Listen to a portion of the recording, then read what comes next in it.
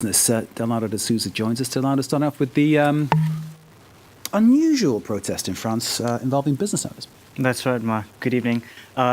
Disgruntled bosses took to the streets in Paris, Toulouse and Marseille this Monday. It's the first time they've protested since the 35-hour workweek was introduced 14 years ago. Now, they argue high taxes as well as stifling regulations are driving their businesses to the ground. This despite promises from the government to cut corporate taxes by 40 billion euros. Olivia Salazar-Winspear reports.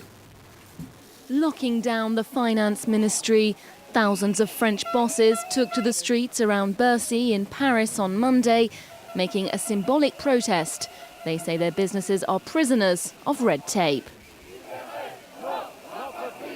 Us small and medium-sized businesses, we're sick of being locked up in more and more regulations, more and more constraints. We've had enough. They need to let us work. We've got no room to breathe anymore.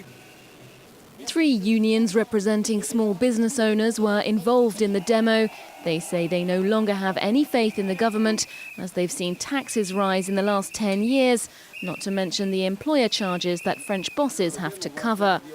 Pierre Couchely's company employs 28 people. They manufacture plastic components and 60% of his business is overseas. But his orders are going down as he struggles to stay competitive in an international market. I was in North America recently and our competitors simply do not have the kind of costs we do. That has a serious impact on our ability to invest and on how many people we can employ.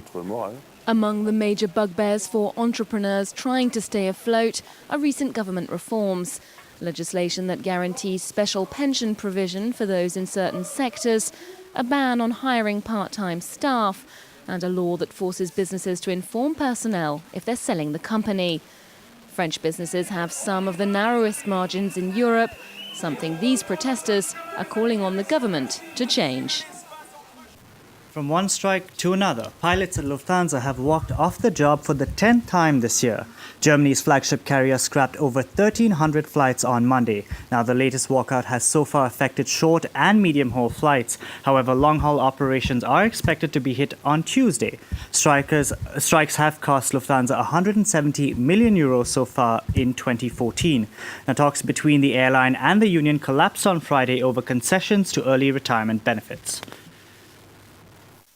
The talks have failed because we could not agree on the main points. The major problem is pensions. Lufthansa wants to abolish the wage contract and does not want new pilots to have the special retirement plan. We cannot accept that. We are ready to accept cost reduction measures, but we are not ready to completely abolish the system. Get a quick check of how the markets fared this Monday.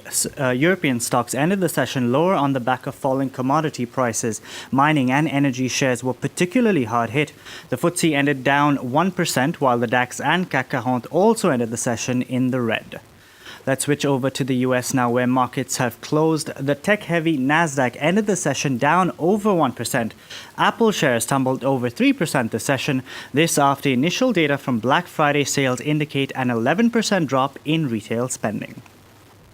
Let's take a look at some of the other business stories we're tracking for you now. It's the biggest one-day fall for the ruble since 1998. Russia's currency has lost 40% of its value against the dollar this year alone. A mix of falling oil prices and Western sanctions have compounded the drop. In November, the central bank signaled it would let the ruble float freely and limit its support. Hundreds of jobs at GlaxoSmithKline hang in the balance in the US. Reports indicate the cuts are part of a $1.6 billion cost savings program. GSK has been hit by falling sales of respiratory drugs in the country. Staff are likely to hear of the impending cuts during the week. And millions of Americans are expected to get online this Monday to shop. Retailers are rolling out big discounts and free shipping deals on Cyber Monday. E-commerce spending has been on the rise globally in recent years. Online sales in the US totaled $1.5 billion on Black Friday. Now, it's Christmas that's around the corner, and if you're looking to recreate the song The 12 Days of Christmas, be prepared to spend. According to PNC Wealth Management, it could set you back around $116,000. Now, that's if you purchase all the items each time they were mentioned in the song. And while the price of 5 gold rings, for instance, has stayed the same from last year, the cost of a partridge and 3 French hens has surprisingly gone up. Pretty interesting there, don't you think? Let's look at the price of the Lords of Leaping. How Could you buy all those Lords of Leaping? That's the thing. Maybe hire someone, but it's pretty interesting. Delano, thank you very much. Delano with the business there. It's interesting stuff indeed. James, how much would your Christmas cost?